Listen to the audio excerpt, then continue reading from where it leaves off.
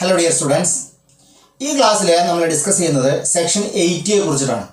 അതായത് KCS ആക്ടിലെ chapter 12 എസ്റ്റാബ്ലിഷ്മെന്റിന്റെ ഭാഗത്ത് section 80 ആദ്യമായിട്ട് തുടങ്ങുന്നതാണ്. ചാപ്റ്റർ 12 എസ്റ്റാബ്ലിഷ്മെന്റിൽ ഫസ്റ്റ് തുടങ്ങുന്ന സെക്ഷനാണ് സെക്ഷൻ 80. അപ്പോൾ വളരെ ഇമ്പോർട്ടൻ്റ് ആണ്. ജീവനക്കാരുടെ സേവന വേതന വ്യവസ്ഥകളുമായി ബന്ധപ്പെട്ട മാറ്റേഴ്സ് ആണെന്നിൽ സെക്ഷൻ 80യിൽ ഉൾപ്പെടുന്നു എന്ന് പറയുന്നത്. അതായത് എസ്റ്റാബ്ലിഷ്മെന്റ് മാറ്റേഴ്സ്. എസ്റ്റാബ്ലിഷ്മെന്റ് എന്ന് പറഞ്ഞു കഴിഞ്ഞാൽ അതാണ് ജീവനക്കാരുമായി ബന്ധപ്പെട്ട കോഓപ്പറേറ്റീവ് സൊസൈറ്റിയിലെ ജീവനക്കാരുമായി ബന്ധപ്പെട്ട അവരുടെ സേവന വേതന വ്യവസ്ഥകളെ കുറിച്ചിട്ടാണ് എന്ത് പറയുക, എസ്റ്റാബ്ലിഷ്മെന്റ് പറയുക. അപ്പോൾ ചാപ്റ്റർ 12 എസ്റ്റാബ്ലിഷ്മെന്റിലെ സെക്ഷൻ 80യെ കുറിച്ചിട്ടാണ് നമ്മൾ പ്രധാനമായും ഒന്ന് ഡിസ്കസ് ചെയ്യുന്നത്. പക്ഷേ സെക്ഷൻ 80യെ കുറിച്ച് ഡിസ്കസ് ചെയ്യുമ്പോൾ സെക്ഷൻ 80 മാത്രമല്ല നോക്കേണ്ടത്. എന്തൊക്കെയാണ് റൂള്, അതുമായി ബന്ധപ്പെട്ട റൂളുകളൊക്കെ നോക്കണം. അപ്പോൾ സെക്ഷൻ 80A ഉണ്ട്, B ഉണ്ട്, C ഉണ്ട്, D ഉണ്ട്, E ഉണ്ട്. സെക്ഷൻ 80E വരെ ഉണ്ട്. അതിൽ സെക്ഷൻ 80Eക്ക് വലിയ പ്രാധാന്യമൊന്നുമില്ല. പക്ഷേ section 80, 80A, 80B, 80C, 80D അത് വളരെ ഇമ്പോർട്ടൻ്റ് ആയിട്ടുള്ള പാർട്ടാണ്. നമ്മുടെ പരീക്ഷയ്ക്ക് റെഗുലറായിട്ട് ക്വസ്റ്റ്യൻസ് വരുന്ന ഭാഗങ്ങളാണ്. നമ്മൾ സെക്ഷൻ 75 to 80 വരെ പഠിക്കുമ്പോൾ പറഞ്ഞിട്ടുണ്ടായിരുന്നു വളരെ റെയർ ആയിട്ട് ക്വസ്റ്റ്യൻസ് വരും. വന്നാൽ അതൊരു റാങ്ക് മേക്കിംഗ് ഫാക്ടറായി മാറുന്ന ക്വസ്റ്റ്യൻസ് ആണ് സെക്ഷൻ 75 to 80 വരെ ഉള്ളത്. പക്ഷേ ഈ സെക്ഷൻ 80യുടെ കാര്യം പറയുമ്പോൾ അത് റെഗുലറായിട്ട് പരീക്ഷയ്ക്ക് വരുന്ന ഭാഗമാണ്. നന്നായിട്ട് ശ്രദ്ധയോടുകൂടി വീഡിയോസ് കണ്ടിട്ട് കാര്യങ്ങൾ മനസ്സിലാക്കും. ഓക്കെ, അപ്പോൾ നമ്മൾ എന്തൊക്കെ ഡിസ്കസ് ചെയ്യാൻ പോകണം നോക്കുക. ഒന്നാമത് സെക്ഷൻ 80 ആണ്. സെക്ഷൻ 80 മെൻഷൻഡ് അബൌട്ട് എന്താണ്, officers etcetera of cooperative society. നമ്മൾ പറഞ്ഞിട്ടുണ്ടായിരുന്നു എസ്റ്റാബ്ലിഷ്മെന്റിലെ ചാപ്റ്റർ 12 എസ്റ്റാബ്ലിഷ്മെന്റിലെ സെക്ഷൻ 80യിലാണ് നമ്മൾ തുടങ്ങുന്നത്. Section 80 mentioned about officers etcetera of cooperative society. ഇനി അതുമായി ബന്ധപ്പെട്ട റൂൾ എന്ന് പറയുമ്പോൾ റൂൾ 182 മെൻഷൻഡ് അബൌട്ട് എന്താണ്, ക്ലാസിഫിക്കേഷൻ അണ്ടർ സെക്ഷൻ 80ൽ 1 സെക്ഷൻ 81 പ്രകാരമുള്ള ക്ലാസിഫിക്കേഷനെ കുറിച്ചിട്ടാണ് റൂൾ 182 പറയുന്നത്. ഇനി section 80A mentioned about pension സ്കീമിനെ കുറിച്ചിട്ടാണ്, കോഓപ്പറേറ്റീവ് സൊസൈറ്റിയിലെ പെൻഷൻ സ്കീമിനെ കുറിച്ചിട്ടാണ് സെക്ഷൻ 80A പറയുന്നത്. ഇനി നോക്കൂ, സെക്ഷൻ 80Bയിൽ നമുക്ക് എല്ലാവർക്കും പരിചിതമായുള്ള കോഓപ്പറേറ്റീവ് സർവീസ് എക്സാമിനേഷൻ ബോർഡിനെ കുറിച്ചിട്ടാണ്. അപ്പോൾ കോഓപ്പറേറ്റീവ് സർവീസ് എക്സാമിനേഷനുമായി ബന്ധപ്പെട്ട റൂളുകളാണ് rule 182A power and functions of the cooperative service examination board. ഇനി 182B ഉണ്ട്, ഒരു 182B ഉണ്ട്, ടേംസ് ആൻഡ് കണ്ടീഷൻസ് ഫോർ അപ്പോയിൻമെന്റ് of board members of the cooperative service examination board. So service examination ബോർഡിലെ മെമ്പേഴ്സിനെ അപ്പോയിന്റ് ചെയ്യുന്നതിന്റെ ടേംസ് ആൻഡ് കണ്ടീഷൻസിനെ കുറിച്ച് 182B പറയുന്നുണ്ട്. 182C mentioned about meeting of the board. 182D officers and other employees of the board. അപ്പോൾ 182A മുതൽ 182D വരെയുള്ള കാര്യങ്ങൾ എന്തിനെ കുറിച്ചിട്ടാണ് മെൻഷൻ ചെയ്യുന്നത്, സർവീസ് എക്സാമിനേഷൻ ബോർഡിനെ കുറിച്ചിട്ടാണ്. ഇനി section 80D mentioned about Kerala cooperative employees welfare ബോർഡിനെ കുറിച്ചിട്ടാണ്. 80യിലെ mentioned about transfer of asset and control of the existing Kerala state cooperative employees welfare board. ഇത് വലിയ കാര്യമായിട്ട് പഠിക്കാനല്ല, ഹെഡിങ് മാത്രം പഠിക്കാനുള്ളൂ. ഇതിൻ്റെ സെക്ഷൻ 80E. അപ്പോൾ നമ്മൾ ആദ്യമായിട്ട് ഡിസ്കസ് ചെയ്യുന്നത് സെക്ഷൻ 80യെ കുറിച്ചിട്ടാണ്. 80 വളരെ ഇമ്പോർട്ടൻ്റ് ആണ്. നമ്മുടെ പരീക്ഷയ്ക്ക് സാധാരണ ക്വസ്റ്റ്യൻസ് വരുന്ന ഒരു ഭാഗമാണ് സെക്ഷൻ 80. അപ്പോൾ സെക്ഷൻ 80 മെൻഷൻഡ് അബൌട്ട് എന്താണ്, officers etcetera of cooperative society ആണ്. നോക്കൂ, the dash classify the society in the state according to their type and financial position. Government ആണ് ടൈപ്പ് ആൻഡ് ഫിനാൻഷ്യൽ പൊസിഷൻ പ്രകാരം എങ്ങനെ ക്ലാസിഫൈ ചെയ്യുക, അപ്പൻഡിക്സ് 3 പ്രകാരമാണ്. Appendix 3 പ്രകാരമാണ് എന്ത്, ടൈപ്പ് ആൻഡ് ഫിനാൻഷ്യൽ പൊസിഷൻ അനുസരിച്ച് ക്ലാസിഫിക്കേഷൻ നടത്തുന്നത്. അപ്പൻഡിക്സ് 3 പ്രകാരം. അതായത് ഒരു കോഓപ്പറേറ്റീവ് സൊസൈറ്റിയെ പ്രധാനമായിട്ടും 3 തരത്തിലാണ് ക്ലാസിഫൈ ചെയ്യുക. ഒന്ന് റൂൾ 15 പ്രകാരമുള്ള ക്ലാസിഫിക്കേഷൻ. അതാരാ ചെയ്യുക, അത് രജിസ്ട്രാർ ആണ് ചെയ്യുക. ഏത് സമയത്ത്, സംഘം രജിസ്റ്റർ ചെയ്യുന്ന സമയത്ത് റൂൾ 15 പ്രകാരമുള്ള ക്ലാസിഫിക്കേഷൻ നടത്തും. അതായത് സംഘം ക്രെഡിറ്റ് ആണോ, മാർക്കറ്റിംഗ് ആണോ, കൺസ്യൂമർ ആണോ, പ്രോസസ്സിംഗ് ആണോ, ഇൻഡസ്ട്രിയൽ പ്രോസസ്സിംഗ് ആണോ തുടങ്ങിയ കാര്യങ്ങളൊക്കെ ഏത് സമയത്ത് ക്ലാസിഫൈ ചെയ്യും, റൂൾ 15 പ്രകാരം രജിസ്ട്രേഷൻ സമയത്ത് രജിസ്ട്രാർ ക്ലാസിഫൈ ചെയ്യും. അതാണ് ഒന്നാമത്തെ ക്ലാസിഫിക്കേഷൻ. രണ്ടാമതുള്ള ക്ലാസിഫിക്കേഷൻ പറഞ്ഞു കഴിഞ്ഞാൽ ഈ പറഞ്ഞ സെക്ഷൻ 80യിൽ പറയുന്ന ക്ലാസിഫിക്കേഷനാണ്. അപ്പൻഡിക്സ് 3 പ്രകാരമുള്ള സെക്ഷൻ 80യിൽ പറയുന്ന അപ്പൻഡിക്സ് 3 പ്രകാരമുള്ള ടൈപ്പ് ആൻഡ് ഫിനാൻഷ്യൽ പൊസിഷൻ അനുസരിച്ചുള്ള ക്ലാസിഫിക്കേഷൻ. അതാണ് according to the type and financial position. Financial പൊസിഷനും type class 1, class 2, class 3, class 4, super grade, special grade തുടങ്ങിയ ക്ലാസിഫിക്കേഷൻ ആണത് ഈ അപ്പൻഡിക്സ് 3യിൽ പറയുന്ന ക്ലാസിഫിക്കേഷൻ. ഇനി ഒരു ക്ലാസിഫിക്കേഷൻ അത് ഓഡി ക്ലാസിഫിക്കേഷൻ ആണ്. ABCD അങ്ങനെ 4 ക്ലാസിഫിക്കേഷനാണ് ഓഡി ക്ലാസിഫിക്കേഷനിൽ നമ്മൾ പറഞ്ഞിട്ടുള്ളത്. അപ്പോൾ പ്രധാനമായിട്ട് 3 തരത്തിലുള്ള ക്ലാസിഫിക്കേഷനാണ് സംഘത്തിലുള്ളത്. ഒന്ന് ഈ പറഞ്ഞ റൂൾ 15 പ്രകാരമുള്ളത്, അതായത് സംഘം രജിസ്റ്റർ ചെയ്യുന്ന സമയത്ത് രജിസ്ട്രാർ ക്ലാസിഫൈ ചെയ്യുന്നതാണത് റൂൾ 15 പ്രകാരം. രണ്ടാമത് ഈ അപ്പൻഡിക്സ് 2 പ്രകാരം സെക്ഷൻ 80 പ്രകാരമുള്ള ക്ലാസിഫിക്കേഷനാണ്. അതാരാ ചെയ്യണത്, അത് ഗവൺമെന്റ് ആണ് ചെയ്യുന്നത്. അവിടെയാണ് പ്രധാന പ്രത്യേകത, അതാരാണ് ചെയ്യുന്നത്, അത് ഗവൺമെന്റ് ആണ് തീരുമാനിക്കുന്നത്. ഓക്കെ, അപ്പോൾ അപ്പൻഡിക്സ് 3 പ്രകാരം എന്താണ്, ടൈപ്പ് ആൻഡ് ഫിനാൻഷ്യൽ പൊസിഷൻ അനുസരിച്ചിട്ടാണ്. പിന്നീട് ഓഡി ക്ലാസിഫിക്കേഷൻ ABCD 4 തരത്തിലാണ് ഓഡി ക്ലാസിഫിക്കേഷൻ. ആരാണ് ചെയ്യുന്നത്, ഓഡിറ്റർ തന്നെയാണ് ക്ലാസിഫൈ ചെയ്യുന്നത്. അപ്പോൾ 3 തരത്തിലുള്ള ക്ലാസിഫിക്കേഷൻ ആണത്. അതിൽ അപ്പൻഡിക്സ് 3 പ്രകാരമുള്ള ക്ലാസിഫിക്കേഷൻ എന്നത് type and financial position. 3 appendix ഉള്ളത്. അപ്പൻഡിക്സ് 1 പ്രകാരം various registers maintained by the state and circle cooperative union. Appendix 2 various ഫോംസുകളെ കുറിച്ചിട്ടും appendix 3 type and financial position അനുസരിച്ച് ക്ലാസിഫിക്കേഷനെ കുറിച്ചിട്ടാണ് പറയുന്നത്. ഇനി ഷെഡ്യൂളുകളുടെ കാര്യം പറയുകയാണെങ്കിലോ അത് അപ്പൻഡിക്സും ഷെഡ്യൂളും തമ്മിൽ മാറിപ്പോരുത്. 3 ഷെഡ്യൂളുകളാണുള്ളത്. Schedule 1 Kerala public service commission വഴി നിയമനം നടത്തുന്ന സ്ഥാപനങ്ങളുടെ ലിസ്റ്റാണ്. ഷെഡ്യൂൾ 2 കോപ്പറേറ്റീവ് പ്രിൻസിപ്പിളാണ്. ഷെഡ്യൂൾ 3 ടൈം ലിമിറ്റുകളെ കുറിച്ചിട്ടാണ് മെൻഷൻ ചെയ്യുന്നത്. അപ്പോൾ 3 ഷെഡ്യൂളുണ്ട്, 3 അപ്പൻഡിക്സ് ഉണ്ട്. അതിൽ 3ാമത്തെ അപ്പൻഡിക്സിലാണ് എന്ത് ക്ലാസിഫിക്കേഷനെ കുറിച്ച് പറയുന്നത്. Classification of the society of the state according to their type and financial position. ആരാ ക്ലാസ് ചെയ്യുന്നത്? ഗവൺമെന്റ് ആണ്. ഇത് നമ്മുടെ പരീക്ഷയ്ക്ക് എപ്പോഴും വരുന്നൊരു ക്വസ്റ്റ്യൻ ആണ്. According to section 80 dash shall classify the society. ആരാ ക്ലാസ് ചെയ്യുക? സെക്ഷൻ 80 പ്രകാരം ക്ലാസിഫിക്കേഷൻ നടത്തുന്നത് ഗവൺമെന്റ് ആണ്. Okay, the government classify the society in the state according to their type and financial position. ഇനി റൂൾ 15 പ്രകാരമുള്ള ക്ലാസിഫിക്കേഷൻ നടത്തുന്നവരാണ്, അത് രജിസ്ട്രാറാണ് classify ചെയ്യുന്നത്. ഇനി ഓഡിറ്റ് ക്ലാസിഫിക്കേഷൻ നടത്തുന്നവരാണ്, അത് ഓഡിറ്ററാണ് ക്ലാസിഫൈ ചെയ്യുന്നത്. അപ്പോൾ the government classify the society in the state according to their type and financial position. ഇനി the government shall classify the societies in the state according to their type and financial position as per section. ചോദിക്കുകയാണെങ്കിൽ അതാണ് section 80 പ്രകാരമാണ് type and financial position അനുസരിച്ച് classify ചെയ്യുന്നത്. അതെങ്ങനെ classify ചെയ്താൽ super grade society, വളരെ important, വളരെ മികച്ച രീതിയിൽ പ്രവർത്തിക്കുന്ന സൊസൈറ്റി എന്തായിരിക്കും? സൂപ്പർ ഗ്രേഡ് ആയിരിക്കും. പിന്നെ സ്പെഷ്യൽ ഗ്രേഡ് സൊസൈറ്റി ഉണ്ട്, പിന്നെ ക്ലാസ് 1 ഉണ്ട്, ക്ലാസ് 2, ക്ലാസ് 3, ക്ലാസ് 4, അങ്ങനെ താഴെ ലെവലിലേക്ക് ക്ലാസിഫൈ ചെയ്യണമെന്നത് according to their type and financial position എന്ന് ഉദ്ദേശിക്കുന്നത്. ആരാണ്? ഗവൺമെന്റ് ആണ് ക്ലാസിഫൈ ചെയ്യുന്നത്. ഏത് സെക്ഷൻ പ്രകാരം? സെക്ഷൻ 80 പ്രകാരം. ഓക്കെ, അടുത്ത് നോക്കൂ. The dash shall in consultation with the registrar fix or alter the number and designation of the officers and servants of the different class of society. അതായത് ഓരോ തരത്തിലുള്ള സൊസൈറ്റിയിലും അവിടുത്തെ ഓഫീസേഴ്സിന്റെ നമ്പറും ഡെസിഗ്നേഷനും തീരുമാനിക്കുന്ന ആരാണെന്ന് ചോദിച്ചാൽ ആര് തന്നെയാണ്? ഗവൺമെന്റ് ആണ്. അതായത് ഈ ക്ലാസിഫിക്കേഷനിൽ പറഞ്ഞിട്ടുണ്ടാവും, ഇപ്പോൾ സൂപ്പർ ഗ്രേഡ് സൊസൈറ്റിയിൽ 30 clerk, junior clerk, 25 senior clerk, 10 accountant, 5 branch manager എന്നുള്ള പോസ്റ്റുകളൊക്കെ അവിടെ ക്ലാസിഫൈ ചെയ്തിട്ടുണ്ടാകും. ഈ അപ്പൻഡിക്സ് 3 ക്ലാസിഫിക്കേഷനിൽ ഗവൺമെന്റ് ഒരു നോംസ് ഫിക്സ് ചെയ്തിട്ടുണ്ടാകും. അതായത് number alter the number, fix or alter the number and designation of the officers and servants of the different class of society. വ്യത്യസ്ത class of സൊസൈറ്റിയിലെ നമ്പറും ഡെസിഗ്നേഷനൊക്കെ തീരുമാനിക്കുന്ന ആരാണെന്ന് ചോദിച്ചാൽ ആരാണ്? ഗവൺമെന്റ് ആണ്. അതാണ് the government shall in consultation with ആരുമായിട്ട് consult ചെയ്തിട്ട്? രജിസ്ട്രാറുമായിട്ട് കൺസൾട്ട് ചെയ്തിട്ട്. അപ്പോൾ നമ്മുടെ ചോദ്യം ഇങ്ങനെയാണ്, the government shall in consultation with dash fix or alter the number and designation of the officers and servants of the different class of society എന്ന് ചോദിച്ചാൽ അവിടെ ആരും എഴുതും? രജിസ്ട്രാർ എഴുതും. അപ്പോൾ ഗവൺമെന്റ് രജിസ്ട്രാറുമായിട്ട് കൺസൾട്ട് ചെയ്തിട്ടാണ് ഓരോ കോപ്പറേറ്റീവ് സൊസൈറ്റിയുടെ ക്ലാസിഫിക്കേഷൻ അനുസരിച്ചിട്ട് അവരുടെ നമ്പർ ഓഫ് പോസ്റ്റ്, ഡെസിഗ്നേഷൻ, ഓഫീസേഴ്സിന്റെ എണ്ണം ഒക്കെ തീരുമാനിക്കുന്നത്. ഇതിന്റെ അടിസ്ഥാനത്തിലാണ് ആരാണ് തീരുമാനിക്കുന്നത്? ഗവൺമെന്റാണ്. ആരുമായിട്ട് കൺസൾട്ട് ചെയ്തിട്ട്? രജിസ്ട്രാറുമായിട്ട് കൺസൾട്ട് ചെയ്തിട്ട്. അപ്പോൾ സെക്ഷൻ 81 പ്രകാരമുള്ള ക്ലാസിഫിക്കേഷനെ കുറിച്ചാണ് നമ്മൾ പഠിച്ചുകൊണ്ടിരിക്കുന്നത്. അതിൽ പ്രധാന റോൾ ആർക്ക് തന്നെയാണ്? ഗവൺമെന്റിനാണ് റോള്. 81 പ്രകാരം ആരാണ് സംഘത്തെ ക്ലാസിഫൈ ചെയ്യുന്നത് ചോദിച്ചാൽ ആരും തന്നെയാണ്? ഗവൺമെന്റ് ആണ് ക്ലാസിഫൈ ചെയ്യുന്നത്. ഓക്കെ, ഇനി അടുത്ത് നോക്കൂ. The dash shall make rules regulating the qualification, remuneration, allowances and other conditions of service of the officers and servants of the different class of society. അതും ഗവൺമെന്റ് ആണ്. അതായത് the government shall make rules regulating the qualification, remuneration, allowance and other condition of service of the officers and servants of the different class of society. വ്യത്യസ്ത class of സൊസൈറ്റിയിലെ ഓഫീസേഴ്സിന്റെ qualification, remuneration, allowances and other conditions ഒക്കെ നിശ്ചയിക്കുന്ന ആര് തന്നെയാണ്? Government ആണ്. അപ്പോൾ section 80 പ്രധാന റോൾ വഹിക്കുന്ന ആര് തന്നെയാണ്? ഗവൺമെന്റ് ആണ്. സെക്ഷൻ 80 പ്രകാരം remuneration, qualification, allowances and other conditions ഒക്കെ ഫിക്സ് ചെയ്യുന്ന ആരാണ്? ഗവൺമെന്റ് ആണ്. അപ്പോൾ the government shall make rules regulating the qualification. റൂളുകൾ ഫോം ചെയ്യുന്നത് എപ്പോഴും തന്നെ ആര് തന്നെ ആയിരിക്കും? ഗവൺമെന്റ് തന്നെ ആയിരിക്കും.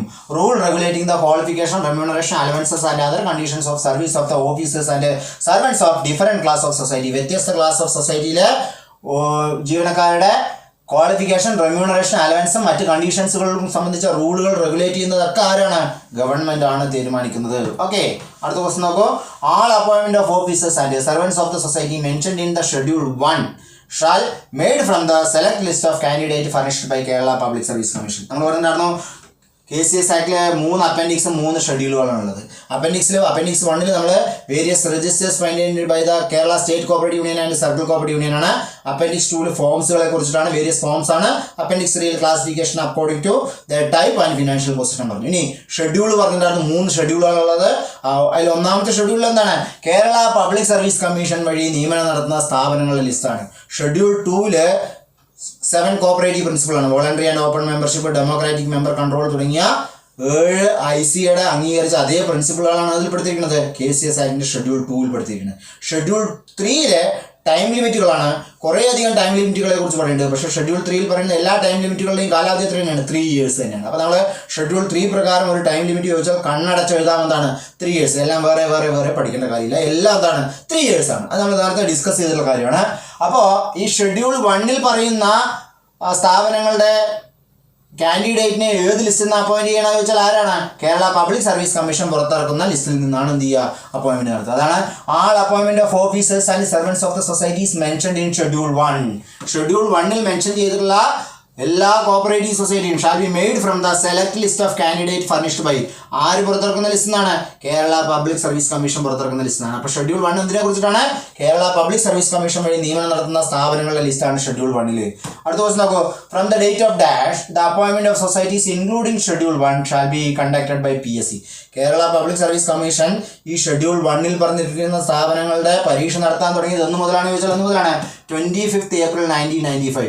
25 April 1995 മുതലാണ്. അതായത് നമ്മുടെ DC വിജില്ല bank, Kerala state cooperative bank, Kerala state cooperative agriculture and rural development bank തുടങ്ങിയ അപ്പെക്സ് സ്ഥാപനങ്ങളുടെയൊക്കെ നിയമനം കേരള PSCക്കാണ് വിട്ടിരിക്കുന്നത്. അവർ ആ നിയമനം തുടങ്ങിയത് എന്ന് മുതലാണ് ചോദിച്ചാൽ 25 April 1995 മുതലാണ്. വളരെ ഇമ്പോർട്ടൻ്റ് ആയിട്ടുള്ള ഒരു ഡേറ്റ് ആണ്, ഓർത്ത് വെക്കണം. Okay, from the date of 25 April 1995 the appointment of societies including the schedule 1. Schedule 1 പ്രതിപാദിച്ചിട്ടുള്ള സംഘങ്ങളുടെ നിയമനം കേരള പബ്ലിക് സർവീസ് കമ്മീഷൻ വിട്ടതെന്നാണ് ചോദിച്ചാൽ 25 April 1995 ആണ്. ഇനി as per section 84 dash percentage of the post of employees of every society shall be reserved for person belong to SC/ST where the method of appointment to such post is by direct recruitment.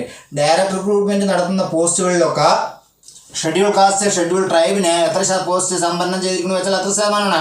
10% post സംവരണം ചെയ്തിരിക്കുന്നത്. Section പ്രകാരം section 84 പ്രകാരം as per section 84 84 10% of the post of the employees of every society shall be reserved for person belong to SC/ST where the method of appointment of such post is by direct recruitment. Direct recruitment നടത്തുന്ന പോസ്റ്റുകളുള്ള മുഴുവൻ സംഘങ്ങളിലെയും 10% post ആർക്കാണ്? SC/STക്ക് വേണ്ടി reservation ചെയ്തിരിക്കുന്നു. അതുകൊണ്ടാണ് നമ്മുടെ റിക്രൂട്ട്മെന്റിൽ special റിക്രൂട്ട്മെന്റുകൾ ഉണ്ടാവുന്നത്. നമ്മുടെ CSE ഇവിടെ അപേക്ഷ അയക്കുമ്പോൾ ഷെഡ്യൂൾ കാസ്റ്റ്, ഷെഡ്യൂൾ ട്രൈബിന് വേണ്ടിയിട്ട് പ്രത്യേക വിജ്ഞാപനം വരാറുണ്ട്. ഇപ്പോൾ ജനറൽ 3 ഒഴിവ്, SC/ST 1 ഒഴിവ് എന്ന് കാണിക്കുന്നത് എന്തുകൊണ്ടാണെന്ന് വെച്ചാൽ ഈ സെക്ഷൻ 84 പറഞ്ഞിട്ടുണ്ട് ഡയറക്ട് റിക്രൂട്ട്മെന്റ് നടത്തുമ്പോൾ 10% പോസ്റ്റ് ആർക്ക് വേണ്ടിയിട്ട് നീക്കി വെക്കണം?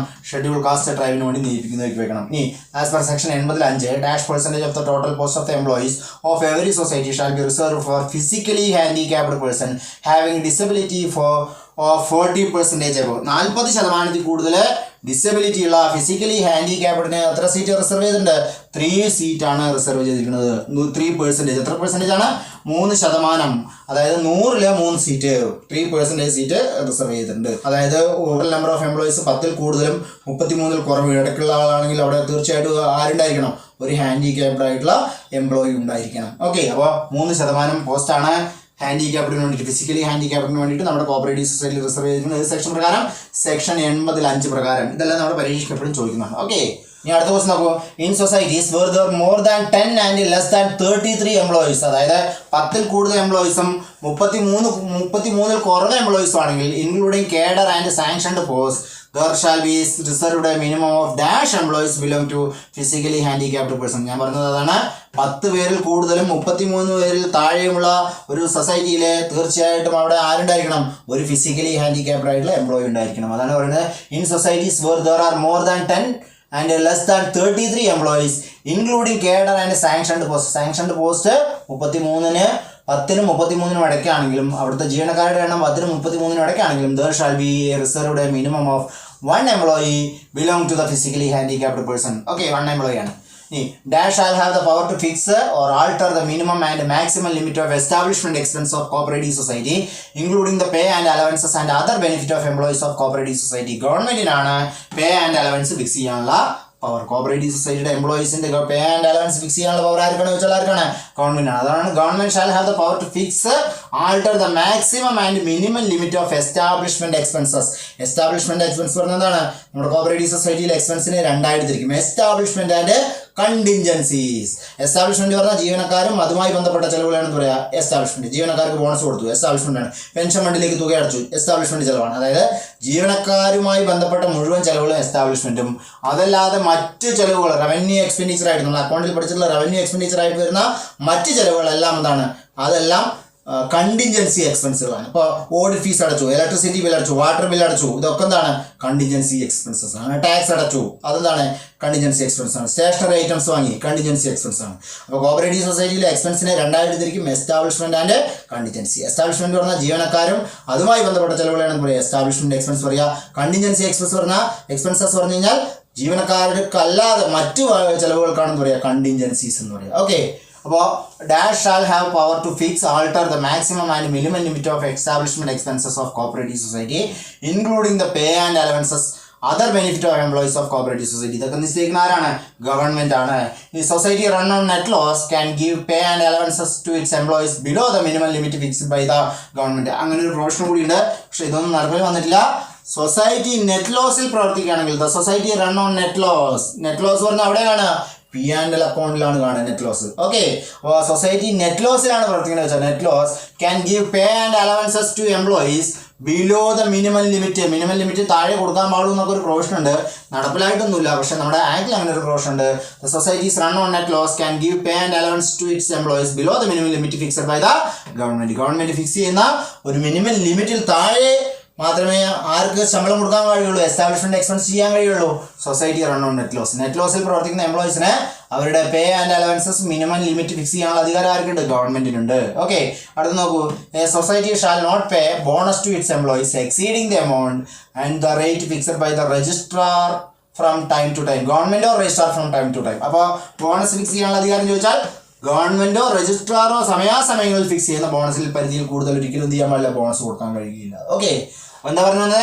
A society shall not pay bonus to its employees exceeding the amount and rate fixed by the government or registrar. ഗവൺമെന്റോ രജിസ്ട്രാറോ പറയുന്നതിൽ കൂടുതലായിട്ടുള്ള ഒരു ബോണസ് ഒരിക്കലും കൊടുക്കാൻ കഴിയില്ല ആർക്ക്? Cooperative സൊസൈറ്റീസിലെ employees. സാധാരണ ഇത് ഫിക്സ് ചെയ്യുന്നത് രജിസ്ട്രാർ ആണ്, അല്ലെങ്കിൽ നമ്മുടെ ആക്ടിൽ പറഞ്ഞിരിക്കുന്നത് രജിസ്ട്രാർ ഓർ ഗവൺമെന്റ് ആണ്. ഓക്കെ, ടൈം ടു ടൈം ആയിട്ട് ഫിക്സ് ചെയ്യുന്ന കണ്ടീഷൻ അനുസരിച്ച് മാത്രമേ എന്ത് ചെയ്യാൻ പറ്റൂ? ഒരു കോപ്പറേറ്റീവ് സൊസൈറ്റിയിലെ എംപ്ലോയീസിന് ബോണസ് നൽകാൻ കഴിയുകയുള്ളൂ. ഓക്കെ, മിനിമം ബോണസ് എത്രയാണ്? 8.33% ആണ്. മാക്സിമം ബോണസ് എത്രയാണ്? 20% ആണ്. മിനിമം ബോണസ് 8.33%, മാക്സിമം 20% ആണ്. Okay, dash shall by order frame uniform service rules and conduct rules for the employees for any or all class of the cooperative societies. അപ്പോൾ ഗവൺമെന്റിന് എല്ലാ ക്ലാസ്സുകൾക്കും പൊതുവായിട്ട് എന്ത് ചെയ്യാം? ഒരു റൂള് ഫോം ചെയ്യാനുള്ള പവർ ആർക്കാണ് ചോദിച്ചാൽ ആർക്കാണ്? ഗവൺമെന്റാണ്. എന്താ പറയുന്നത്? Government shall by order frame uniform service rule, എല്ലാവർക്കും ഒരേപോലെ ബാധകമാകുന്ന service rule and conduct rule for the employees of any or all class of the cooperative society. അപ്പോൾ ജീവനക്കാർക്ക് ബാധകമാകുന്ന റൂളുകൾ ഫോം ചെയ്യാനുള്ള പവർ ആർക്കാണ് ചോദിച്ചാൽ ആർക്കാണ്? അത് ഗവൺമെന്റാണ്. എപ്പോഴും റൂൾ ഫോം ചെയ്യാനുള്ള പവർ ആർക്ക് തന്നെയാണ്? ഗവൺമെന്റാണ്. നമ്മൾ പറഞ്ഞതാണ് ആക്ടും റൂളും നമ്മൾ വ്യത്യാസം പറഞ്ഞാൽ ആക്ട് എന്ന് പറഞ്ഞാൽ ലെജിസ്ലേറ്റീവ് അസംബ്ലിയിൽ പാസ്സാകുന്നതാണ്. റൂൾ എന്ന് പറഞ്ഞു കഴിഞ്ഞാൽ ഭരിക്കുന്ന ഗവൺമെന്റ് പാസ്സാക്കുന്നതാണത് റൂൾ. അപ്പോൾ റൂൾ ഫോം ചെയ്യാനുള്ള പവർ ആർക്കാണ് ചോദിച്ചാൽ എപ്പോഴും ആർക്ക് തന്നെ ആയിരിക്കും? ഗവൺമെന്റിനായിരിക്കും. അപ്പോൾ കോപ്പറേറ്റീവ് സൊസൈറ്റിയിൽ ഒരു യൂണിഫോം റൂൾ കൊണ്ടുവരാനുള്ള പവർ ആർക്കാണ് ചോദിച്ചാൽ ഗവൺമെന്റാണ്. അടുത്തത് നെക്സ്റ്റ് ക്വസ്റ്റ്യൻ വളരെ മനസ്സിലാക്കേണ്ട ഒരു ക്വസ്റ്റ്യൻ ആണ്. എന്താണെന്ന് വെച്ച് കഴിഞ്ഞാൽ suspension and disciplinary action in relation to an officer employee or servant of cooperative society shall mentioned in section 80(9) okay, എന്താണ് പറയുന്നത്? Suspension and disciplinary action relating to an officer. ഓഫീസറെ സംബന്ധിച്ചുള്ള സസ്പെൻഷനോ ഡിസിപ്ലിനറി ആക്ഷനെ കുറിച്ചിട്ടോ മെൻഷൻ ചെയ്യുന്ന സെക്ഷൻ ഏതാണെന്ന് ചോദിച്ചാൽ സെക്ഷൻ 80(9) ആണ്. ഇനി റൂൾ ചോദിക്കുകയാണെങ്കിലോ, റൂള് 198 198 ഡിസിപ്ലിനറി ആക്ഷനെ കുറിച്ച് പറയുന്നത്. ഓക്കെ, ഇനി നോക്കൂ സെക്ഷൻ 94. സെക്ഷൻ 94 ഓഫ് KCS ആക്ട് എന്താണ്? ഒഫൻസസ് ആൻഡ് പെനാൽറ്റീസ് ആണ്. ഒഫൻസുകളെ കുറിച്ച് പറയുന്നത് സെക്ഷൻ 94. ഇതൊക്കെ ഡിസിപ്ലിനറി ആക്ഷന്റെ ഭാഗമാണ്. അതായത് എന്തൊക്കെയാണ് കുറ്റം എന്നുള്ളതാണ് 94 പറയുന്ന ഒഫൻസുകൾ. റൂൾ 198 എന്ത്? ഡിസിപ്ലിനറി ആക്ഷനെ കുറിച്ച് പറയുന്നത്. ഡിസിപ്ലിനറി ആക്ഷൻ അത് സെൻഷർ ആകാം. സെൻഷർ പറഞ്ഞാൽ ശാസിക്കൽ. പിന്നെ ഒരു ഡിസിപ്ലിനറി ആക്ഷൻ ആണെന്ത്? ഫൈന്. ലാസ്റ്റ് ഗ്രേഡ് എംപ്ലോയീസിന് മാത്രം ബാധകമായിട്ടുള്ള ഒരു ഡിസിപ്ലിനറി ആക്ഷൻ ആണെന്ത്? ഫൈൻ എന്ന് പറയുന്നത്. പിന്നെ with of increment with or without cumulative effect. അതായത് ഓരോ വർഷവും എന്ത് ചെയ്യാറുണ്ട്? കോപ്പറേറ്റീവ് എംപ്ലോയീസിൻ്റെ ആയാലും ശരി ഗവൺമെന്റ് ജീവനക്കാരെ ആയാലും ശരി എന്ത് ചെയ്യാറുണ്ട്? ശമ്പളം വർദ്ധിക്കാറുണ്ട്, ഇൻക്രിമെന്റ് വർദ്ധിക്കാറുണ്ട്. അതെന്ത് ചെയ്യുക? തടഞ്ഞു വെക്കുക. അത് ആരുടെ പവറാണ്? അതും ഈ പറഞ്ഞ മാനേജിങ് കമ്മിറ്റിയോ അല്ലെങ്കിൽ സബ് കമ്മിറ്റിയോ ഒക്കെ, അത് നമ്മളെ ഡിസിപ്ലിനറി ആക്ഷനെ കുറിച്ച് പഠിക്കുമ്പോൾ പറയാം, അവരാണ് ചെയ്യുക. അപ്പോൾ ഇതൊക്കെ എന്തിൻ്റെ ഭാഗമാണ്? ഡിസിപ്ലിനറി ആക്ഷൻ്റെ ഭാഗമാണ്. അല്ലെങ്കിൽ എന്ത് ചെയ്യുക? ലോവർ റാങ്കിലേക്ക് തരം താഴ്ത്തുക, അല്ലെങ്കിൽ പ്രൊമോഷൻ തടഞ്ഞു വെക്കുക. ഇതൊക്കെ എന്താണ്? ഡിസിപ്ലിനറി ആക്ഷൻ്റെ ഭാഗമാണ്. അതിനെക്കുറിച്ച് മെൻഷൻ ചെയ്യുന്ന റൂൾ പറഞ്ഞാൽ റൂൾ 198 ഓക്കെ. സെക്ഷൻ 94 ഒഫൻസുകളെ കുറിച്ചിട്ടാണ്. ഡിസിപ്ലിനറി ആക്ഷൻ ആൻഡ് സസ്പെൻഷനെ കുറിച്ച് മെൻഷൻ ചെയ്യുന്ന അതിലാണ് സെക്ഷൻ 89. ഇനി നമ്മൾ പറഞ്ഞിട്ടാണ് റൂൾ 198 എന്താണ്? ഡിസിപ്ലിനറി ആക്ഷൻ ആണ്. അപ്പോൾ ഈ സസ്പെൻഷൻ പനിഷ്മെന്റ് ആണോ അല്ലേ? ഒരു കോപ്പറേറ്റീവ് സൊസൈറ്റിയിലെയോ അല്ലെങ്കിൽ ഒരു ഗവൺമെന്റ് ജീവനക്കാരനായിക്കോട്ടെ എംപ്ലോയിക്ക് കൊടുക്കുന്ന സസ്പെൻഷൻ പറഞ്ഞാൽ ഒരു പനിഷ്മെന്റ് ആണോ അല്ലയോ? തീർച്ചയായിട്ടും അല്ല. നമ്മുടെ പരീക്ഷ എപ്പോഴും ക്വസ്റ്റ്യൻ വരുന്നതാണ്. Which one of the following is not a punishment to employee? Punishment അല്ലാത്തത് ചോയ്സിൽ സെൻഷുവർ, ശാസിക്കല്, fine, withholding of increment, suspension. ഈ 4 തന്നു കഴിഞ്ഞാൽ നമുക്ക് സ്വാഭാവികമായിട്ട് സസ്പെൻഷൻ ഒരു പനിഷ്മെന്റ് ആണെന്നാണ് നമ്മുടെ ധാരണ. പക്ഷെ suspension is not a punishment. അതായത് ഒരു ജീവനക്കാരൻ കുറ്റം ചെയ്തു എന്ന് ആരോപിക്കപ്പെടുമ്പോൾ അയാൾ ആ ചെയ്ത കുറ്റത്തിനെ മറയ്ക്കുന്നതിന് വേണ്ടിയിട്ട് വീണ്ടും മറ്റു കാര്യങ്ങൾ ചെയ്യാതിരിക്കാൻ വേണ്ടിയിട്ട് എന്ത് ചെയ്യണം? അയാളെ തൽക്കാലം സ്ഥാപനത്തിൽ നിന്ന് മാറ്റി നിർത്തുന്നതിനാണ് എന്ത് പറയുക? സസ്പെൻഷൻ എന്ന് പറയുക. അപ്പോൾ അയാൾ കുറ്റക്കാരനല്ല എന്നുകൊണ്ട് തിരിച്ചെടുത്താൽ അയാൾക്ക് മുഴുവൻ ആനുകൂല്യങ്ങളും സാധാരണ കൊടുക്കാറുണ്ട്. അപ്പോൾ suspension is not a punishment. നിങ്ങൾ പ്രത്യേകം മനസ്സിലാക്കി വെക്കേണ്ട കാര്യമാണ്. Suspension is not a punishment. പനിഷ്മെന്റിൽ പെടാത്ത ഒരു കാര്യമാണെന്ത്? സസ്പെൻഷൻ. സെൻഷുർ, ശാസിക്കല് പനിഷ്മെന്റ് ആണ്. ഫൈൻ കൊടുക്കല് പനിഷ്മെന്റ് ആണ്. ലാസ്റ്റ് ഗ്രേഡ് എംപ്ലോയീസിന് മാത്രമേ പറ്റൂ. വിത്തോൾഡിങ് ഇൻക്രിമെന്റ്, ലോവർ റാങ്കിലേക്ക് താഴ്ത്തല്, പ്രൊമോഷൻ തടയല്, ഡിസ്മിസൽ ഓഫ് എംപ്ലോയി, ഇതൊക്കെ എന്താണ്? പനിഷ്മെന്റ് ആണ്. പക്ഷേ suspension is not a punishment. Okay. അപ്പോൾ സസ്പെൻഷൻ ആൻഡ് ഡിസിപ്ലിനറി ആക്ഷനെ കുറിച്ച് മെൻഷൻ ചെയ്യുന്ന സെക്ഷൻ ഏതാണ്? സെക്ഷൻ 89. റൂൾ 198 ഇതിനെ കുറിച്ച് മെൻഷൻ ചെയ്യുന്നത്. ഡിസിപ്ലിനറി ആക്ഷനെ കുറിച്ച് മെൻഷൻ ചെയ്തത് 94 എന്താണ്? സെക്ഷൻ 94 ഒഫൻസിനെ കുറിച്ചിട്ടാണ്. അപ്പോൾ ഈ 3 കാര്യങ്ങൾ നിങ്ങൾ പ്രത്യേകം എന്ത് ചെയ്യണം? ഓർത്ത് വെക്കണം. Section 89 suspension and disciplinary action. Rule 198 റൂളാണ് കേട്ടോ. അത് സെക്ഷൻ, ഇത് 2 സെക്ഷൻ ആണെങ്കിൽ ഇതെന്താണ്? റൂളാണ്. റൂൾ 198 ഡിസിപ്ലിനറി ആക്ഷൻ ആണ്. സെക്ഷൻ 94 ഒഫൻസുകളെ കുറിച്ചിട്ടാണ് മെൻഷൻ ചെയ്യുന്നത്.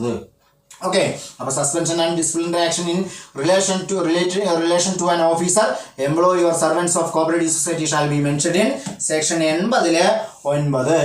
The dash may on mutually agreed terms and on application of society depute a government servant to service of the society for the purpose of managing its affairs. ഗവൺമെന്റിന് ഒരു cooperative സൊസൈറ്റിയുടെ affairs manage ചെയ്യാൻ വേണ്ടിയിട്ട് ഒരു government സർവന്റിനെ depute ചെയ്യാൻ കഴിയും. അതുകൊണ്ടാണ് പല സംഘങ്ങളുടെയും സെക്രട്ടറി ആയിട്ട് ആരിയിരിക്കുന്നത്? നമ്മുടെ ഇൻസ്പെക്ടർമാരെ സെക്രട്ടറി ആയിട്ട് എടുക്കാറുണ്ട്. അസിസ്റ്റന്റ് രജിസ്ട്രാർ പോസ്റ്റിലുള്ള ആൾക്കാർ അല്ലെങ്കിൽ ജൂനിയർ ഇൻസ്പെക്ടറോ സീനിയർ ഇൻസ്പെക്ടറോ ഒക്കെ സെക്രട്ടറി പോസ്റ്റിൽ എടുത്ത ബാങ്കുകളുണ്ട്. എന്തുകൊണ്ടാണെന്ന് വെച്ച് കഴിഞ്ഞാൽ ഗവൺമെന്റിന് ആ പവർ ഉണ്ട്. സെക്ഷൻ 80 പറയുന്നുണ്ട്, the government may on mutually agreed terms and on application of the society. സൊസൈറ്റിയുടെ ആപ്ലിക്കേഷൻ പ്രകാരം depute government servants to the service of society for the purpose of managing its affairs. അതായത് ഒരു സൊസൈറ്റിയുടെ കാര്യങ്ങൾ നിർവഹിക്കുന്നതിന് വേണ്ടിയിട്ട് ഗവൺമെന്റിനെ ഒരു ഗവൺമെന്റ് സർവന്റിനെ എന്ത് ചെയ്യാം? ഡെപ്യൂട്ട് ചെയ്യാനുള്ള പവർ ഉണ്ട്. അതുകൊണ്ടാണ് കോപ്പറേറ്റീവ് സൊസൈറ്റിയുടെ സെക്രട്ടറി ആയിട്ട് പലപ്പോഴും നമ്മുടെ കോപ്പറേറ്റീവ് ഡിപ്പാർട്ട്മെന്റ് എന്നുള്ള സ്റ്റാഫുകളെ നിയമിക്കുന്നത്. ഓക്കെ, അടുത്ത നോക്കൂ. The power to create or abolish post rest with the government. ഒരു പോസ്റ്റ് ക്രിയേറ്റ് ചെയ്യാനും അബോളിഷ് ചെയ്യാനുമുള്ള പവർ ആർക്കാണെന്ന് ചോദിച്ചാൽ ആർക്ക് തന്നെയാണ്? ഗവൺമെന്റ് ആണ്. അതാണ് ഒരു കോപ്പറേറ്റീവ് സൊസൈറ്റിയിൽ the power to create or abolish post rest with government. നോക്കൂ, അടുത്ത ദിവസം നോക്കൂ. As per section 80 empowering dash to classify cooperative society according to their type and financial position. നമ്മുടെ പരീക്ഷയ്ക്ക് പലവട്ടം ചോദിച്ചിട്ടുള്ളതാണ്. എന്ത്? സ്റ്റേറ്റ് ഗവൺമെന്റ് എന്നാണ്. ഈ government central government state government കൊടുത്താൽ എന്താ എഴുതണം? സ്റ്റേറ്റ് ഗവൺമെന്റ് എന്നാണ് എഴുതുന്നത്. ഓക്കെ, ഒരു കോപ്പറേറ്റീവ് സൊസൈറ്റിയെ സെക്ഷൻ 80 പ്രകാരം ക്ലാസിഫൈ ചെയ്യുന്ന ആരാണെന്ന് ചോദിച്ചാൽ സ്റ്റേറ്റ് ഗവൺമെന്റ് ആണ്. റൂൾ 15 പ്രകാരം ക്ലാസിഫൈ ചെയ്യുന്ന ചോദിച്ചാൽ രജിസ്ട്രാർ ആണ്.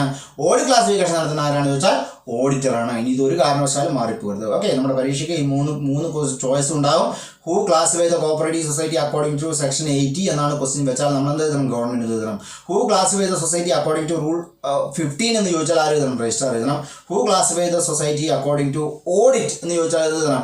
ഓഡിറ്റർ എന്നാണ് ഉത്തരവെഴുതുന്നത്. ഓക്കെ, അപ്പം 3 ക്ലാസിഫിക്കേഷനെ കുറിച്ച് വ്യക്തമായ ധാരണ ഉണ്ടായിരിക്കണം. ഇനി ഇതുമായി ബന്ധപ്പെട്ട സെക്ഷൻ 80യുമായി ബന്ധപ്പെട്ട റൂളാണെന്ത്?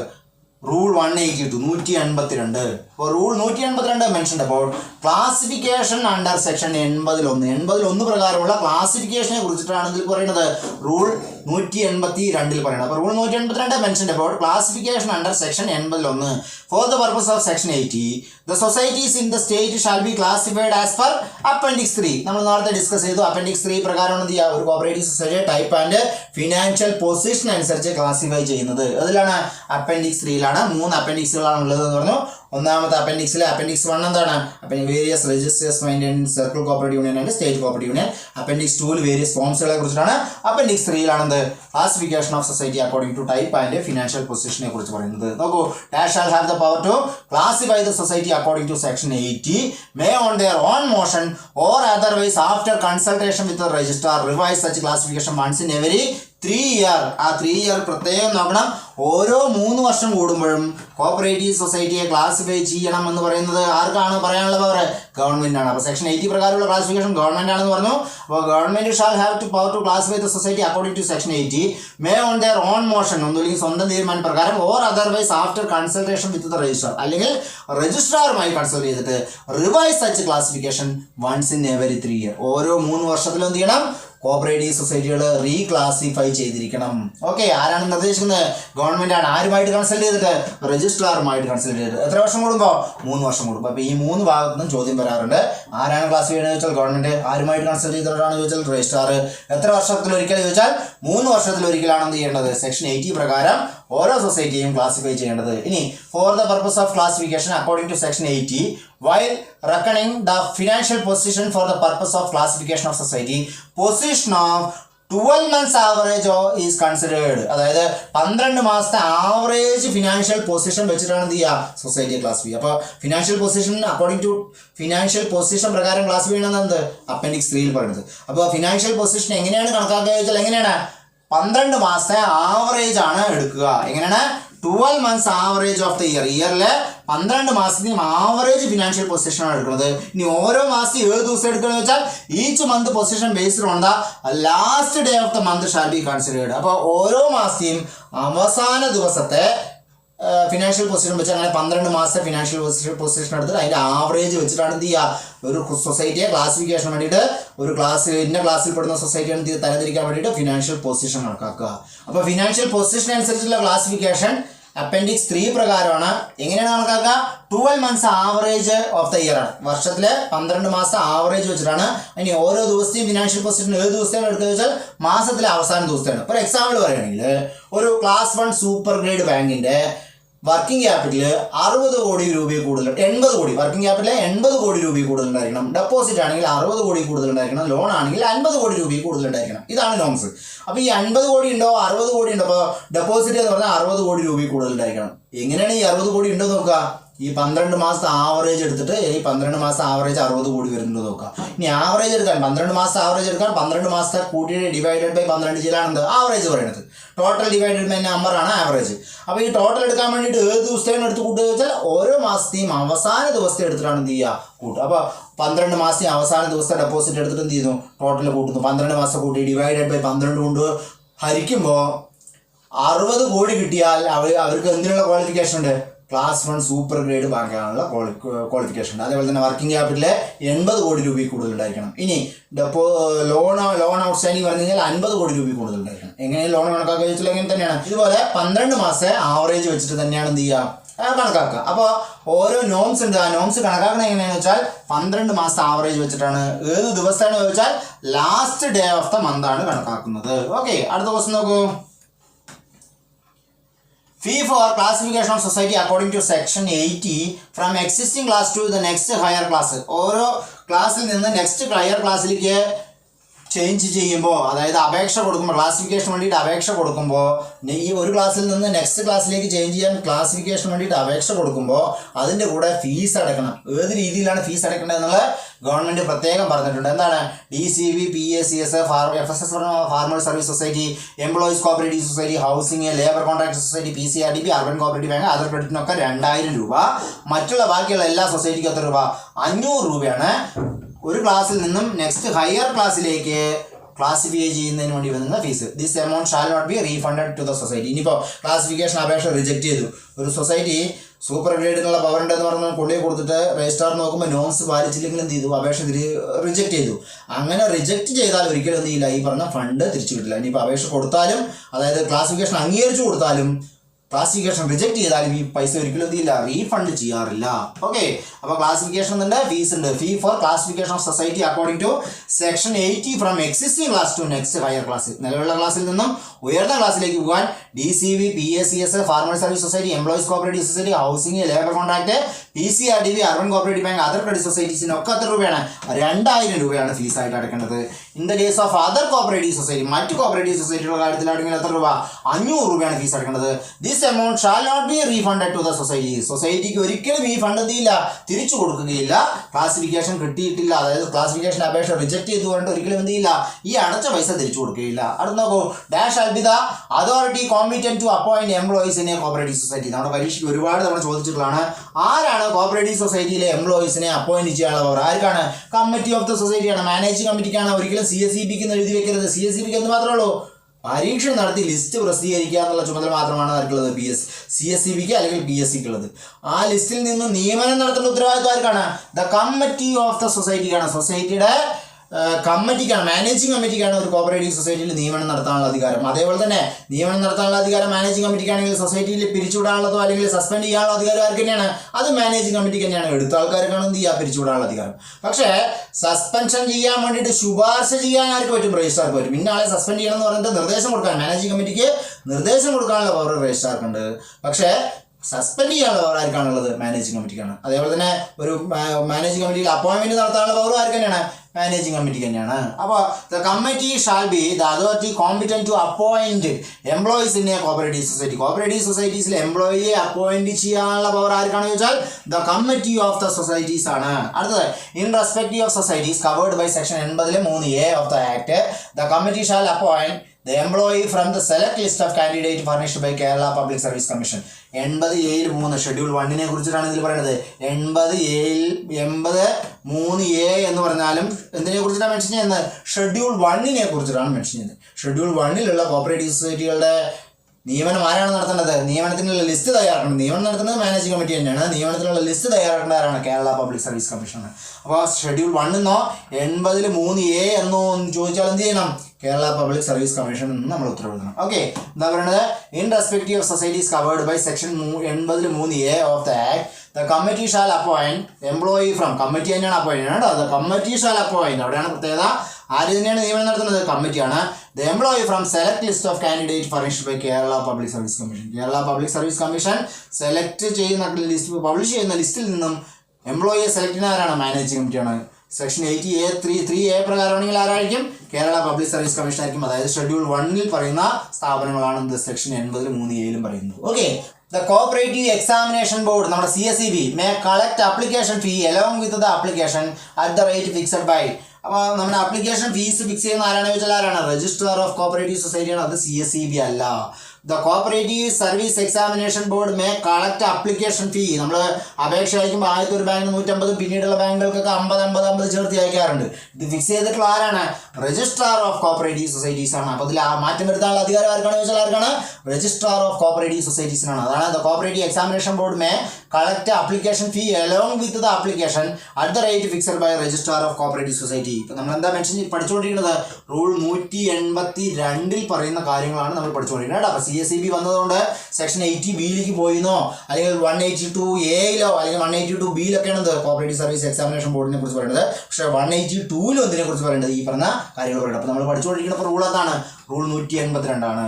റൂൾ 182 പ്രകാരം the cooperative examination board may collect application fee along with the application at the rate fixed by registrar of cooperative society.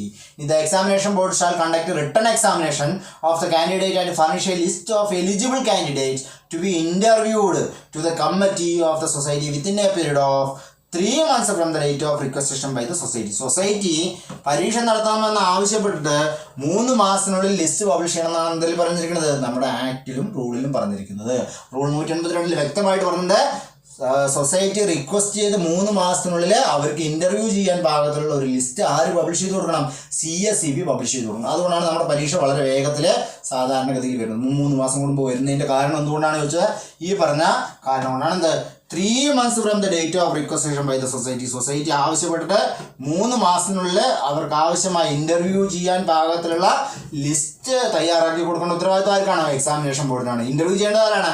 കമ്മിറ്റിയാണ്. നിയമനം നടത്തുന്നത് തന്നെയാണ് കമ്മിറ്റിയാണ്.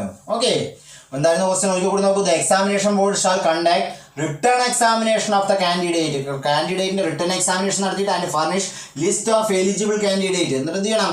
എലിജിബിൾ ആയിട്ടുള്ള കാൻഡിഡേറ്റ് എന്തിനു വേണ്ടിയിട്ട്, എന്തിനു എലിജിബിൾ, ഇന്റർവ്യൂ ചെയ്യാൻ എലിജിബിൾ ആയിട്ടുള്ള കാൻഡിഡേറ്റ് കമ്മിറ്റിക്ക് അയച്ചു കൊടുക്കണം. എത്ര ദിവസത്തിനുള്ളിൽ? 3 months from the date of requisition by the society ആവശ്യപ്പെട്ടത് 3 മാസത്തിനുള്ളിൽ അയച്ചു കൊടുക്കണം. ഇനി maximum mark for interview of examination shall be 80 and those who secure 40% of the mark shall be eligible to included in the list for the interview. ഇന്റർവ്യൂവിന് വേണ്ടിയിട്ട് തയ്യാറാക്കുന്ന ലിസ്റ്റിലേക്ക് ഉൾപ്പെടണമെങ്കിൽ minimum എത്ര മാർക്ക് കിട്ടിയിരിക്കണം? 40% മാർക്ക് കിട്ടിയിരിക്കണം. അതായത് 40% മാർക്ക് കിട്ടി എല്ലാവരും ഉൾപ്പെടുത്തുന്നല്ല, മിനിമം 40 കിട്ടിയ ആൾക്കാരെ മാത്രമേ ഉൾപ്പെടുത്തൂ. നമ്മളിപ്പോൾ ഉൾപ്പെടുന്ന എങ്ങനെയാണ്? ഒരു ഒഴിവിന് 15 പേര് എന്നുള്ള രീതിയിലാണ് എന്ത് ചെയ്യുക? ലിസ്റ്റിൽ ഉൾപ്പെടുത്തുക. ഓക്കെ, അപ്പോൾ ഒരു ഒഴിവിന് 15%, 15, ഒരു ഒഴിവിന് 15 എന്നുള്ള കണക്കിലാണ് ഉൾപ്പെടുത്തുക. പക്ഷേ ഈ 15 പേരും എന്തായിരിക്കും? 40% കൂടുതൽ മാർക്കുള്ള ആളുകളായിരിക്കും. അപ്പോൾ ഉള്ളതിലെ ഏറ്റവും മാർക്കുള്ള 15 പേരാണ് ഉൾപ്പെടുത്തുക. ഈ 15 പേര് തീർച്ചയായിട്ടും എന്തായിരിക്കും? 40% മാർക്കുള്ള ആളായിരിക്കും. SC/ST കാര്യത്തിലാണെങ്കിൽ അത് എത്രയാണ്? 30% മാർക്കാണ്. എന്താണ് ക്വസ്റ്റ്യൻ നോക്കൂ. The maximum mark for written examination. Maximum mark for written examination shall be 80. And നമ്മൾ പറയുന്നത് പരീക്ഷ എഴുതുന്നത് എത്ര മാർക്കിനാണ്? 80 മാർക്കിനാണ്. And those who secure 40%, 40% mark of the marks shall only be eligible to included in the list for interview. ഇന്റർവ്യൂവിന് ഉൾപ്പെടണമെങ്കിൽ minimum 40% മാർക്കിന് വേണം. അപ്പോൾ 40% മാർക്ക് കിട്ടിയതുകൊണ്ട് ഇന്റർവ്യൂവിൽ പെടുന്നില്ല. ഒരു ഒഴിവിന് 15 എന്ന പേരുടെ കണക്കിലെ ലിസ്റ്റ് ഇടും. ഇനി SC/ST ആണെങ്കിൽ എത്രയാണ്? 30%. ഇനി the maximum mark for interview in the case of selection for the post conducted through CSEB 15 മാർക്കാണ്. മാക്സിമം മാർക്ക് ഓഫ് ഇന്റർവ്യൂ എത്രയാണ്? 15 മാർക്കാണ്. മിനിമം മാർക്ക് ഓഫ് ഇന്റർവ്യൂ നമ്മൾ ഇന്റർവ്യൂ അറ്റൻഡ് ചെയ്ത് എത്ര മാർക്ക് തരണം? 3 മാർക്ക് തരണം. അപ്പോൾ ബോർഡിന് അവർക്ക് മാത്രം തീരുമാനിക്കാനുള്ള മാർക്ക് എത്രയാണ്? 12 മാർക്കാണ്. അതാണ് ഞാൻ എപ്പോഴും പറയാറ്, ഈ 12 മാർക്കാണ് എന്ത് ചെയ്യുക? ബോർഡിന് തരാനുള്ള കുറവ്. ഇപ്പോൾ നിലവിലുള്ള സാഹചര്യത്തിൽ വെച്ചിട്ട് നമ്മൾ ലിസ്റ്റ് വന്നാൽ ഷുവറായിട്ട് എന്ത് ചെയ്യാറുണ്ട്? ജോലി കിട്ടാറുണ്ട്. കാരണം ഒരേ ലിസ്റ്റ്, എല്ലാ ലിസ്റ്റുകളിലും ഒരേ കാൻഡിഡേറ്റ്സ് ആണ് വരാറ്. അതുകൊണ്ട് സാധാരണഗതിയിൽ CSE ഇവിടെ ലിസ്റ്റിൽ വന്നാൽ എന്ത് ചെയ്യാറുണ്ട്? മോസ്റ്റ് കുട്ടികൾക്കും ജോലി കിട്ടാറുണ്ട്. ഓക്കെ, അപ്പോൾ ഒരു ബാങ്കിൽ നമ്മൾ വിചാരിച്ച ബാങ്കിൽ കിട്ടുന്നില്ല, ഏതെങ്കിലും ഒരു ബാങ്കിൽ തീർച്ചയായിട്ടും ജോലി കിട്ടാറുണ്ട്. ഓക്കെ, അപ്പോൾ CSEBിലെ മാർക്ക് എത്രയാണ്? ഇന്റർവ്യൂവിനുള്ള മാർക്ക് എത്രയാണെന്ന് ചോദിച്ചാൽ 15 മിനിമം ഇന്റർവ്യൂ അറ്റൻഡ് ചെയ്ത് എത്ര മാർക്ക് കിട്ടണം? 3 മാർക്ക് കൊടുക്കണം. ഓക്കെ, നേറ്റിവിറ്റിക്ക് പണ്ട് മാർക്ക് ഉണ്ടായിരുന്നു 5, ഇപ്പം അതില്ല. നേറ്റിവിറ്റി മാർക്ക് നിലവിൽ ഇല്ല. നേറ്റിവിറ്റിക്ക് 5 മാർക്കായിരുന്നു, അങ്ങനെ 20 മാർക്കായിരുന്നു ബോർഡ് കൊടുക്കുക. പക്ഷേ നിലവിലെ നേറ്റിവിറ്റിക്ക് മാർക്കില്ല. എത്ര മാർക്കേ ഉള്ളൂ? 15 മാർക്കാണ് ഇന്റർവ്യൂവിന് മാക്സിമം. അത് ഇന്റർവ്യൂ അറ്റൻഡ് ചെയ്ത ഏറ്റവും മിനിമം 3 തരണം, മാക്സിമം എത്ര? 15 മാർക്ക്. ഓക്കെ, അടുത്ത നോക്കൂ. The total number of candidates to be called for interview shall be 15 times the number of posts advertised to fill up the each category. ഇപ്പോൾ ഒരു ഒഴിവിനാണെങ്കിൽ എത്ര പേരുടെ ലിസ്റ്റ് ഇടൂ? 15 പേരുടെ ലിസ്റ്റ് ഇടൂ. 2 ഒഴിവിനാണെങ്കിൽ 30 പേരുടെ ലിസ്റ്റ് ഇടൂ. 40% മാർക്ക് കിട്ടിയ മുഴുവൻ കുട്ടികളുടെ ലിസ്റ്റായിരുന്നു പണ്ട് കാലത്ത് ഇട്ടിട്ടുണ്ടായിരുന്നത്. ഇപ്പോൾ പിന്നെ അതിൽ മാറ്റം വന്നു. ആദ്യകാലങ്ങളിൽ ഒരു ഒഴിവിന് 10 പേരായിരുന്നു, ഇപ്പോൾ എത്രയാണ്? 15 പേരാണ് ഇടുന്നത്. ഇനി 2 ഒഴിവാണെങ്കിൽ അവിടെ എത്ര? 30 പേരുടെ ഇടും. 3 ഒഴിവാണെങ്കിൽ 45 പേരുടെ ലിസ്റ്റ് മാത്രമാണ് പബ്ലിഷ് ചെയ്യുക. ഈ 30 പേര് അല്ലെങ്കിൽ 15 പേര് എന്ന് പറഞ്ഞു കഴിഞ്ഞാൽ എത്ര മാർക്കിന് മേലെയുള്ള ആൾക്കാരായിരിക്കും? തീർച്ചയായിട്ടും 40% മേലെ മാർക്ക് ലഭിച്ച ആളുകളായിരിക്കും. 40 കിട്ടിയാൽ കഴിഞ്ഞാൽ ഇപ്പം നിലവിലുള്ള സാഹചര്യത്തിൽ ചിന്തിക്കാൻ പോലും കഴിയില്ല. ഇപ്പോൾ ഒക്കെ നമ്മുടെ കട്ട് ഓഫ് എന്ന് പറഞ്ഞു കഴിഞ്ഞാൽ 60, 62, 63 മാർക്കൊക്കെയാണ് കട്ട് ഓഫ് വരാറ്. അപ്പോൾ അത് ആ ഒരു റേഞ്ചിൽ പഠിച്ചാൽ മാത്രമേ എന്ത് ചെയ്യാറുള്ളൂ? ജോലി കിട്ടാനുള്ള സാധ്യതയുള്ളൂ. നോക്കൂ. On receipt of the list from the examination board, the committee shall conduct the interview of the candidate within dash month from the date of such receipt and return the list to the examination board, noting the marks secured by each candidate in the interview within a period of 2 weeks. 2 months ആണ് answer. അതായത് CSEB എന്ത് ചെയ്യും? Eligible ആയിട്ടുള്ള കാൻഡിഡേറ്റ്സിന്റെ list, ഇന്റർവ്യൂവിന് eligible ആയിട്ടുള്ള കാൻഡിഡേറ്റ്സിന്റെ list തയ്യാറാക്കിയിട്ട് കമ്മിറ്റിക്ക് കൊടുക്കും. Committee list കിട്ടിയിട്ട് 2 മാസത്തിനുള്ളിൽ ഇന്റർവ്യൂ നടത്തണം. ഇന്റർവ്യൂ നടത്തിയിട്ട് ഓരോ വിദ്യാർത്ഥിക്കും ലഭിച്ച മാർക്കുകളെ മെൻഷൻ ചെയ്തിട്ട് 2 ആഴ്ചക്കുള്ളിൽ, അതായത് ഇന്റർവ്യൂ കഴിഞ്ഞ് 2 ആഴ്ചക്കുള്ളിൽ ആർക്ക് തിരിച്ചയച്ചു കൊടുക്കണം? CSEBക്ക് തിരിച്ചയച്ചു കൊടുക്കണം. അതാണ് പറയുന്നത്. നോക്കൂ. On receipt of the list from the examination board, examination board നിന്ന് ലിസ്റ്റ് കിട്ടിയാൽ the committee shall conduct the interview of the candidate within 2 months. 2 മാസത്തിനുള്ളിൽ എന്ത് ചെയ്യണം? കമ്മിറ്റി ഇന്റർവ്യൂ കണ്ടക്ട് ചെയ്യണം. From the date of such receipt and return to the list examination board, noting the mark secured by each candidate. ഓരോ കുട്ടിക്കും കിട്ടിയ മാർക്കിനെ not ചെയ്തിട്ട് ബോർഡിന് തന്നെ തിരിച്ചയച്ചു കൊടുക്കണം. Interview within a period of എത്ര? 2 months, 2 weeks. ഓക്കെ, അപ്പോൾ 2 ആഴ്ചക്കുള്ളിൽ തിരിച്ചയക്കണം. 2 മാസത്തിനുള്ളിൽ ഇന്റർവ്യൂ നടത്തണം. ബോർഡ് 2 മാസത്തിനുള്ളിൽ ഇന്റർവ്യൂ നടത്തണം. ലിസ്റ്റ് കിട്ടി 2 മാസത്തിനുള്ളിൽ ഇന്റർവ്യൂ നടത്തണം. ഇന്റർവ്യൂ കഴിഞ്ഞാൽ അവരുടെ മാർക്കുകൾ നോട്ട് ചെയ്തിട്ട് 2 ആഴ്ചക്കുള്ളിൽ എന്ത് ചെയ്യണം? CSEBക്ക് തന്നെ തിരിച്ചയച്ചു കൊടുക്കണം. Okay, On the basis of consolidated list of candidates, the CSEB shall prepare the rank list of candidate and publish in the notice board. അപ്പോൾ റാങ്ക് ലിസ്റ്റ് തയ്യാറാക്കുന്ന ആരാണ് ചോദിച്ചാൽ ആരെയാണ്? CSEB തന്നെയാണ് പബ്ലിഷ് ചെയ്യുന്നത്. നോട്ടീസ് ബോർഡിൽ പബ്ലിഷ് ചെയ്യുന്നത് ആരെയാണ്? CSEB തന്നെയാണ്. On the basis of the consolidated list of the candidate, കാൻഡിഡേറ്റിന്റെ കൺസോളിഡേറ്റ് ലിസ്റ്റിന്റെ അടിസ്ഥാനത്തിൽ റാങ്ക് ലിസ്റ്റ് പ്രിപ്പയർ ചെയ്യുന്ന ആരാണ് ചോദിച്ചാൽ ആരാണ്? കോപ്പറേറ്റീവ് സർവീസ് എക്സാമിനേഷൻ ബോർഡ് തന്നെയാണ്. CSEB shall prepare the rank list of candidate and publish the notice board. ഇത് examination board shall prepare a rank list of candidate and publish the same in the notice board within a period of 20 days. അതായത് 2 ആഴ്ചക്കുള്ളിൽ mark കിട്ടിയ mark ഓരോ കുട്ടിക്കും കിട്ടിയ mark ഉൾപ്പെടെയുള്ള കാര്യങ്ങൾ ആർക്ക് അയച്ചു കൊടുക്കണം? CSEBക്ക് അയച്ചു കൊടുക്കണം. CSEBക്ക് ആ ലിസ്റ്റ് കിട്ടിയിട്ട് 20 ദിവസത്തിനുള്ളിൽ CSEB എന്ത് ചെയ്യും? റാങ്ക് ലിസ്റ്റ് പബ്ലിഷ് ചെയ്യും. Okay, the examination board shall prepare a rank list of candidates and publish the same in the notice board within a period of 20 days ആണ്, 20 ദിവസമാണ്. ഓക്കെ, അടുത്ത ക്വസ്റ്റ്യൻ നോക്കൂ. Dash shall advise the candidates based on the vacancies reported by the respective society. Examination board. അപ്പോൾ ഇനി മുതൽ cooperative service examination board എന്ത് ചെയ്യാറുണ്ട്? കുട്ടികൾക്ക് അഡ്വൈസ് നൽകാറുണ്ട്. അതായത് റാങ്ക് ലിസ്റ്റിൽ ഉൾപ്പെട്ടുള്ള ആൾക്കാർക്ക് PSC അഡ്വൈസ് അയക്കുന്ന പോലെ ആര് അഡ്വൈസ് അയക്കും? സർവീസ് എക്സാമിനേഷൻ ബോർഡ് ഇനി മുതൽ അഡ്വൈസ് അയക്കും. ഓക്കെ, അതാണ് examination board shall advise the candidate based on the vacancies reported by the respective societies. അടുത്ത നോക്കൂ. The rank list prepared the CSEB shall be valid for a period of. Rank ലിസ്റ്റിന്റെ കാലാവധി എത്രയാണ് ചോദിച്ചാൽ എത്രയാണ്? 2 years from the date of publication ആണ്. അപ്പോൾ rank list prepared by the CSEB shall be valid for. CSEB prepare ചെയ്യുന്ന rank ലിസ്റ്റിന്റെ കാലാവധി എത്രയാണ്? 2 years from the date of publication. Publish ചെയ്തിട്ട് 2 വർഷമാണ്. അടുത്ത ദിവസം നോക്കൂ. All the appointment of the vacancies shall be made by the committee from the select list so published by CSEB within 1 month from the date of such publication and reported to the examination board. ഇതൊന്നും പലപ്പോഴും നടപ്പാകാറില്ലെങ്കിലും നമ്മുടെ നിയമത്തിൽ പറയുന്നതാണ്. All the appointments to the vacancies shall be made by the committee. CSEBയിൽ report ചെയ്ത് അതിനുവേണ്ടി പരീക്ഷ നടത്തി റാങ്ക് ലിസ്റ്റ് പബ്ലിഷ് ചെയ്തിട്ടുണ്ടെങ്കിൽ select list so publish by CSEB within 1 month, അതായത് റാങ്ക് ലിസ്റ്റ് പബ്ലിഷ് ചെയ്ത് 1 മാസത്തിനുള്ളിൽ എന്ത് ചെയ്യണം? നിയമനം കൊടുത്തിരിക്കണം. From the date of publication and report to the examination board. Examination ബോർഡിൽ റിപ്പോർട്ട് ചെയ്യണം. അതായത് റാങ്ക് ലിസ്റ്റ് പബ്ലിഷ് ചെയ്ത് 1 മാസത്തിനുള്ളിൽ എത്ര വാക്കൻസിയാണോ റിപ്പോർട്ട് ചെയ്തത് ആ വാക്കൻസിയിലേക്ക് നിയമനം നടത്തിയിട്ട് CSEB അറിയിച്ചിരിക്കണം എന്നാണ് നമ്മുടെ റൂളിൽ പറയുന്നത്. അതാണ് ആൾ ദ അപ്പോയിൻമെന്റ് to the vacancies shall be made by the committee from the select list so published by CSEB within 1 month from the date of such publication and reported to the examination board. 1 മാസത്തിനുള്ളിൽ നിയമനം നടത്തിയിട്ട് examination ബോർഡിനെ അറിയിച്ചിരിക്കണം. അടുത്ത നോക്കൂ. In respect of societies and post not covered by section 80B. 80B പറഞ്ഞ cooperative service examination ബോർഡിനെ കുറിച്ചിട്ടാണ്. The അപ്പോയിൻമെന്റ് shall be made by the committee after conducting written examination and interview as per the guide lines issued by registrar. 80Bയിൽ ഉൾപ്പെടാത്തൊരു post ആണെങ്കിൽ, ഇപ്പോൾ peon post ഒന്നും ഇല്ല, 80Bയിൽ ഉൾപ്പെട്ട പോസ്റ്റ് ഇല്ല. അപ്പോൾ 80Bയിൽ ഉൾപ്പെടാത്തൊരു പോസ്റ്റ് ആണെങ്കിൽ സൊസൈറ്റികൾ രജിസ്ട്രാർ നിർദ്ദേശപ്രകാരം എന്ത് ചെയ്യും? പരീക്ഷ നടത്തിയിട്ട് ഒരു ഏജൻസി ഏൽപ്പിക്കും. അവരാണ് പരീക്ഷ നടത്തി റാങ്ക് ലിസ്റ്റ് തയ്യാറാക്കി സൊസൈറ്റി തന്നെ നിയമനം നടത്തും. അതാണ് പറയുന്നത്. In respect of societies and post not covered by section 80B. സൊസൈറ്റിയോ അല്ലെങ്കിൽ പോസ്റ്റോ സെക്ഷൻ 80Bയിൽ ഉൾപ്പെടാത്തതാണെങ്കിൽ, ഇപ്പോൾ വനിതാ സംഘങ്ങളൊന്നും ഇല്ല, 80Bയിൽ ഉൾപ്പെട്ടതല്ല. ദ അപ്പോയിൻമെന്റ് shall be made by the committee after conducting written examination and interview as per the guide lines issued by registrar issue ചെയ്യുന്ന ഗൈഡ് ലൈൻസ് പ്രകാരം എക്സാമിനേഷനും ഇന്റർവ്യൂ കണ്ടക്ട് ചെയ്തിട്ട് സൊസൈറ്റി നിയമിക്കും. ഓക്കെ, അടുത്ത ക്വസ്റ്റ്യൻ നോക്കൂ. In all cases of selection, except those in executive and supervisory cadres, physically handicapped candidates shall get given a grace mark subject to maximum of 10%. അവർക്ക് ഒരു grace mark കിട്ടാനുള്ള യോഗ്യതയുണ്ട്. എത്ര? 10%. In all cases of selection, except those in the executive and supervisory cadre, supervisory cadreക്കോ executive cadreക്കോ ഒഴികെ physically handicapped shall given a grace mark subject to 10%. Grace mark കിട്ടാനുള്ള അർഹതയുണ്ട്. എത്ര? 10%. In all cases of selection, except those in the executive and supervisory cadres, physically handicapped candidates shall be given grace mark subject to maximum of എത്ര? 10%. Grace mark 10% കിട്ടാനുള്ള അർഹതയുണ്ട് physically handicapped കാൻഡിഡേറ്റിന്.